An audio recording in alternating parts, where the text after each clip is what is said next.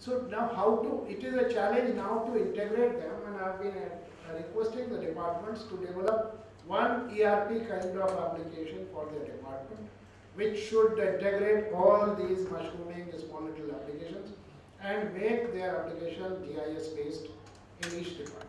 Now here departments have already approached, and as I told you, all farms, all agricultural farms in Gujarat are on GIS. Now this is not an ordinary thing, because as you keep on doing mapping of agricultural area of a village, you will find by the time you start from here and reach to the end, the two villages boundaries will not match, and it will not be easy to bring them in one line. It is a major challenge, and that is where we have been able to. So that was the first basic mapping which was done, where all the boundaries are absolute. I would say there is no variation in there, which is not easy. And on that, today you have livestock, today you have farming, you have forest, you have resources like even buildings, schools. Now we are going for the computing resources, the computers, the display, and every other thing is being mapped on GIS. So what we want essentially is that every department should put all its resources, including manpower, human resources. Today we have GIS applications where you can go almost to a family in a village and look at the number of cattle they have, how many goats, how many cows, what is the breed of that cattle, and what is the age of that cattle. It has gone up to that kind of, that level of granularity. So some departments have done it, many others have not done it. Ideally, we would want all resources of the state to be mapped on the GIS and one integral application. So with that, I think this is Citizen 2.2. I'll skip this. Next 3 years, what do we want to do? Digitization of information records databases. Integration of eGram with JSON is going to take place very shortly. Uniform database and structure across the departments. Big challenge, and we still don't have a clue. We would have to sit down and work it out, and we would need Government of India also to advise us to whatever extent. But it is a major challenge. Backend integration, again, this is from SSDG to the departments. Process re-engineering is another major challenge of SeMT, because process re-engineering entails restructuring the government. On one hand, you have Gov 2.0. On the second hand, you need process restructuring. You would find that it will render so many positions, so many hierarchies redundant. You will figure out that that with Web 2.0, the government would have no option but to become collaborative. And when it becomes collaborative, you would find no relevance of so many structures within the government. Government would flatten a little bit, and that all will have to be taken into account when you do process re-engineering, because it's something which is going to happen in coming 5 years. Less than 5 years, things would have to fall in line and come in tandem with the Gov 2.0, because it's not something as an option to us, it's something which is going to happen. And if government is not waking up to that, then the people will take over, and they would force it. Those governments would face challenges. So this is the time when there is going to be a major challenge for each government to change itself, reorganize itself, and BPR is a part of that. BPR has to take into account all that, but what is most difficult is to convince the departments, to convince the governments for taking to BPR the way technology is going to coordinate it. Most of the departments, perhaps, and most of the governments would go into these challenges with their head down, and they would not know what has hit them. So that is one of the major tasks of all the change management people, to convince the government to show to them what is there in store for them if they don't change. So backend integration actually should be with BPR. Developing bilingual e-services, the state portal, departmental MPs, capacity building of the end users. I told you in Gujarat we have done something. Encourage one-day governance centers. This one-day governance actually is going on for last 3 years. We are including in the list of one-day governance services which ought to be delivered during the course of the day. When the person comes to Ajan Seva Kendra, he should not go back without delivery. So, and the services are included in it. After some deliberation, it is decided that this is something which ought to be done in a day itself. So, one-day governance scope has to be increased. Digitally signed certificates, BPRs, etc. Awards, plenty of awards. Thank you. So, I think 1 hour already, but still, if there are questions and there is time, Sir, if this online approval of building plans, it is in Ahmedabad, Gandhinagar, or has it spread into the entire municipal system? no, it is not spread into entire municipal system. One of the problems in city programs has been that they have all been standing alone on their in each town. In fact, the MMP demands that they all should be on one basis, but because in Gujarat this is one problem, everybody has already moved a long distance before the things come from Delhi. So we have not been, as of now, at least to the extent I know, each of the 4 major towns, that is Rajkot, Surat, Ahmedabad, Baroda, has its own plan. What I am talking about is Ahmedabad. Ahmedabad it is there. I wouldn't be able to say that, but you can ask Neeta when tomorrow. And the remaining municipalities, sir? No, not the municipalities. Building plan municipalities, I don't think is online. For them, some MMP. It would require the MMP to be developed for them to be commonly accepted across the entire state. Because the total number of municipalities is large. Gujarat, the urban population is about 50%, almost 49, 48%. So the mode of connectivity for this one is MPLS VPN? No, it is simple these lines and typical structure. MPLS VPN, what I said was that to meet with the further demand of connectivity, which is spiraling at a very fast number, we may find it difficult to go through the classical method of these lines and further through radio or whatever. So, and each department has its own unique requirements. We have been able to connect the taluka level horizontally, which has been possible because Gujarat government constructed multi-story buildings in each taluka district headquarters, now taluka headquarters, where all offices are housed more or less together, geographically. So wherever it is possible to have all of them in proximity, it was done. But if you want to now give connections to, like I said, fair price shops in a taluka, so 100 villages, 100 fair price shops, or to Adivasi schools, then to connect it through the conventional methods would not perhaps be a viable way to do. So we have been thinking of advising them. We have, as a matter of fact, advised them, like police chowkis. I have told them that you have your own MPLS VPN. So the MPLS VPN to the departments for their own, facilities which are well standard. So one more question is, you told about the gradation of this one in 2 stages. The first one was the gradation of bandwidth. No, the first one was change from star architecture to mesh architecture, because it began in 2001 with a star architecture, which meant one state center and 18, at the time there were 18 districts directly. Now, as I showed you the schematic, there are 6 clusters, and they are connected. They are connecting the districts in a manner that there is a 3-way redundancy for connection to each district. Now, if you want to do it further from district center to taluka center, today it is star. You can convert that also into mesh, and that would provide you better redundancy at the taluka level. And then, of course, you have the PLS gives you the redundancy. As a matter of fact, the Gujarat State Disaster Management Authority is planning 6-way redundancy for connectivity. So we provide through GS1 whatever we do, and now they are going further for 6 levels of redundancy for connectivity. So it's possible to do it. But while implementation of stage 2, in NMS when we are going to monitor the links, then of course the site which would be down in due to discrepancy in any lease circuit, so the other way would keep it up. So what?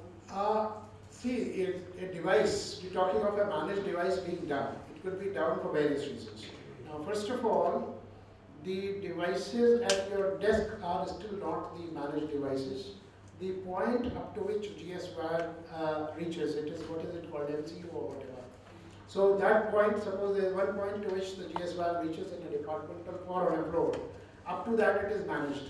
Now that managed device would remain connected whichever way, and it will show in NMS that it is connected. So yeah, redundancy if is being used, then it will appear as connected. But beyond that, the individual's device could be disconnected for various other reasons.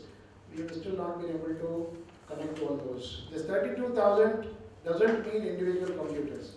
It basically means 32,000 destinations. Destinations which have their own LANs. Under the policy, the local LAN was being allowed by the department to do it. With the result, it was not always done by the professionally most, professional people. In a taluka, you have somebody who is basically electrician who becomes a LAN provider also. So there are loose connections and times there are loose things. So But this may lead to overpayment to service providers, bandwidth providers, because the site which would be down in one case due to link failure, the other would be keeping it up.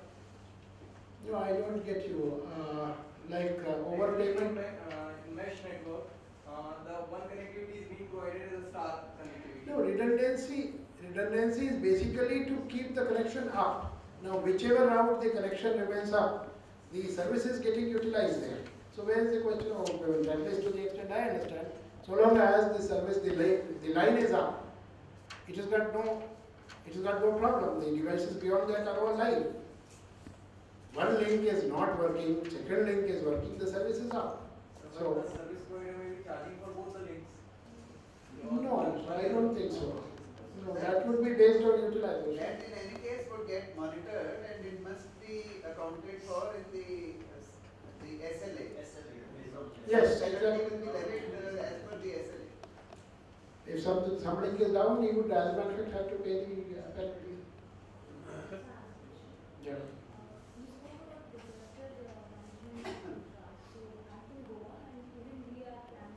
You have a 1 GB link, 1 GB net. We all know Goa. It's not yet been implemented. It was the RFP was up, and they had set up a large technical committee. But something which I did not touch upon here was the way we take decisions in the government. We have each department, I must talk about this, each department has an IT committee which is chaired by the secretary. See, our policy is to let the departments own their applications and let the department secretary be the champion of their own applications. And we in Department of Science and Technology or IT, we play the role of a support organization. So what we do is that a department has its own IT committee where I am a member. If I am senior, then naturally, like in our system, they would say, okay, you chair it or whatever. But it's a departmental led committee where you have some technical people, GIL is there, the DIT is there. First of all, that committee determines whether a particular proposal is required or not. The need is established in the IT committee. The department has a budget, 3% of which is supposed to be spent on IT. But now what I do is I say this 3% in new policy I'll take it out because the 3% was pernicious. Why it was pernicious was because with a view to spend 3%, they were changing the computers every 3 years, 4 years. Now in Gujarat, you cannot replace any of your device unless it is linked to your application. So all purchase of peripherals is linked to applications alone, and it has to be justified by the application. We even have gone to the extent of saying that when you jump your computer means LCD monitor, computer means CPU and keyboard and mouse. Keyboard and mouse are not expensive, but earlier what has happened is that 2 generations of computers have been dumped along with their LCD monitors, which are not obsolete at all. So anyway, so the point is, first the need of the project is established, whether this budget is expendable or not. That is decided in IT committee, representative of finance is there.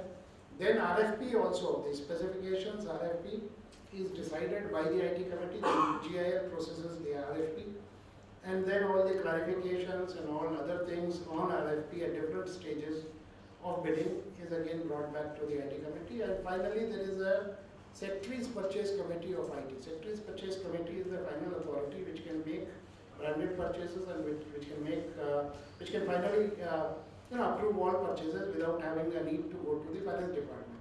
So that Secretary's Purchase Committee I chair, and it has finance secretary and it has the departmental secretary. So that mechanism is important because you will find different state governments having different mechanisms, and this interdepartmental things, they sometimes become a little bit of a block. So your question was about GSDMA. GSDMA decided on its own that they wanted 6 levels of redundancy. So they devised a project, but now it depended on GSWAN in a major part of it, while on some other parts they had their own satellite or MPLS or some other alternatives. Now, as of today, it is pending scrutiny, which I have appointed a technical committee, which is going into the project's technology all over again, and then once that is established, then it will be moved further. So it's a boot project basically, where payment would be made over I think 5 years in QGRs to the boot operator, annuity based. So does that solve your question, or what did you ask? Sir, I wanted to ask you about making your applications. So many applications have been developed. It can be accessible on the mobile phone, sir.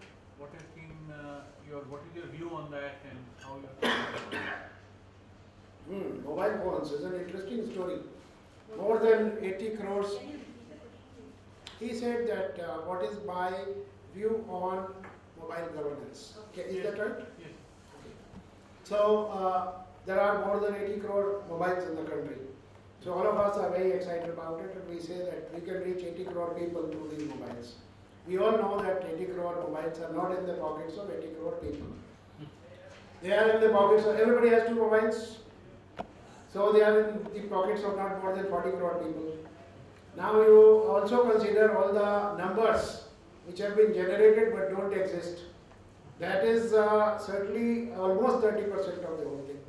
So that would actually bring down this 20 crores to less than, you deduct further 7 crores. There will be 13-14 crore people. Now these 13-14 crore people don't have, all of them don't have smart mobiles. How many would have smart mobiles? I would say not more than 50% would have smart mobiles. Actually, 2 years back, I would have said not more than 20% have smart mobiles, because the cheaper mobiles would not carry your applications. So now the question is, how many people can you reach through these mobiles? And yet, we are all considering mobile governance. As you saw in my presentation, mobile service delivery gateway was considered as an integral part of the architecture that is there for delivery. Because I also expect that technology would move. There would be, I am fond of giving a presentation in some of the fora where I say DNA of transformation. DNA means devices, networks, and applications. They would all change in a period of a year or 2. Devices would be such, and as you know, they are appearing now on the horizon. They are not exactly smart devices, but they are able to take thin applications. Applications would become thin. And on networks, what I say is that we need flexible networks. Flexible networks, as I discussed in the context of NISG. They say NISG would mean that somebody would be an aggregator of bandwidths, and there would be bandwidth on demand being made available I consider the pressures on the delivery of services through electronics would be so high that technology as the mother of, as the, the necessity, what is it? Mother is the necessity of invention. So this is going to be there, and hopefully devices, networks and applications all would modify in a period of coming 5 years to make these mobiles become cheaper. Once they are cheaper, if it is a NREGA scheme, I would provide mobile along with the scheme. If there is a social justice department's schemes, I would say 1,500 rupees mobile will be given to all beneficiaries.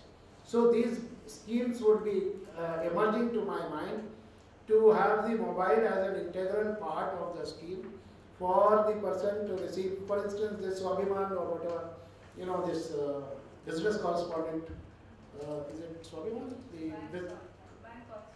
Yeah, the bank correspondent. So now, yeah. So now this banking is moving very fast into villages. We have GIS-based applications of NREGA, where the person who's supposed to report the status, his location comes in the report because it's GIS coordinates, so we make sure that he visits the site. So now that kind of mobile MIS also is becoming quite important.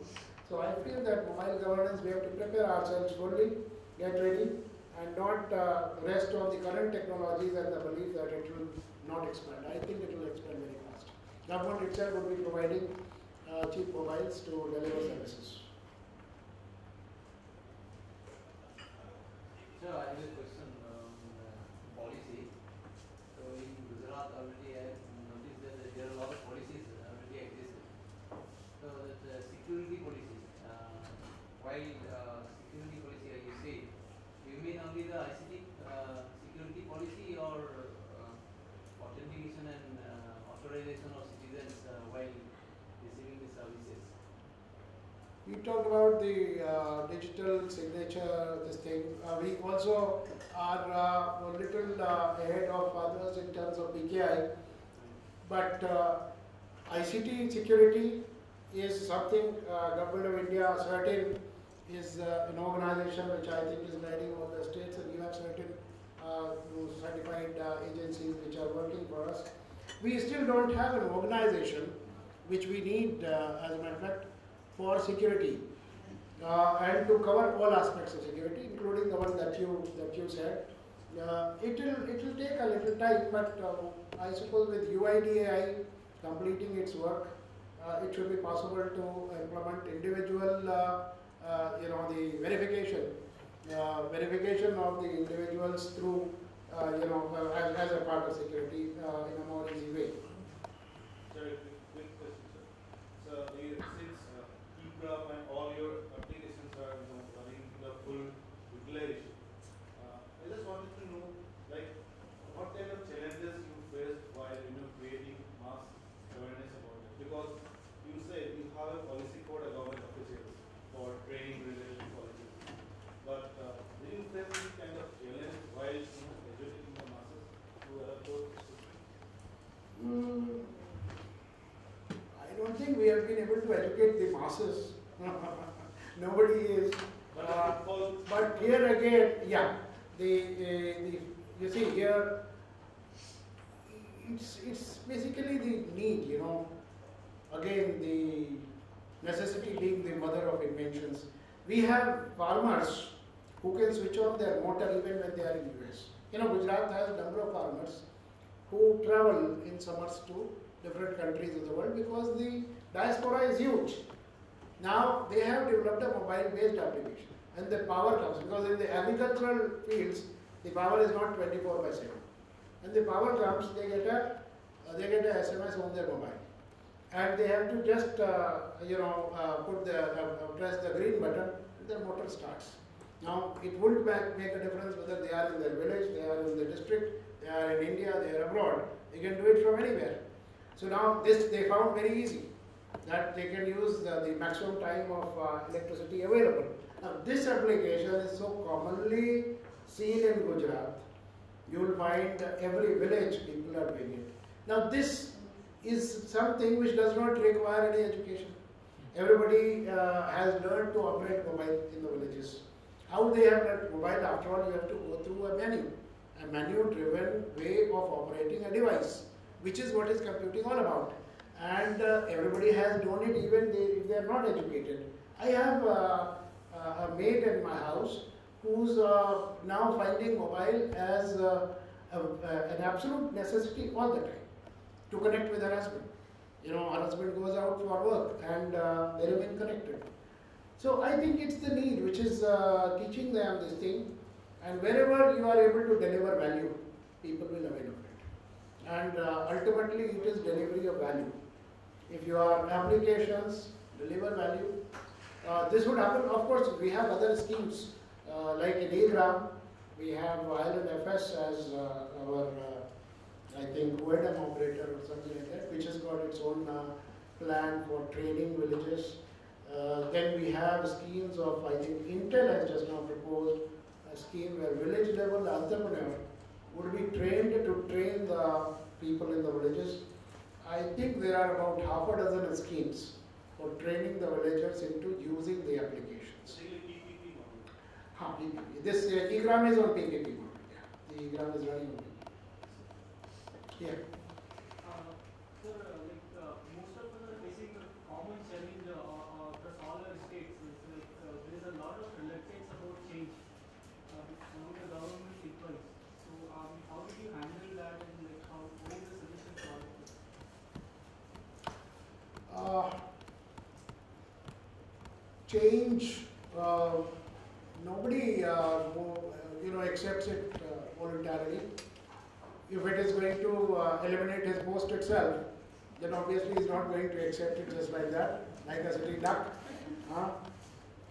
Change, I think, it's certainly a very difficult thing in a particular interest group to change itself against its own interests. You know, it's a question of that interest group changing against its own interests.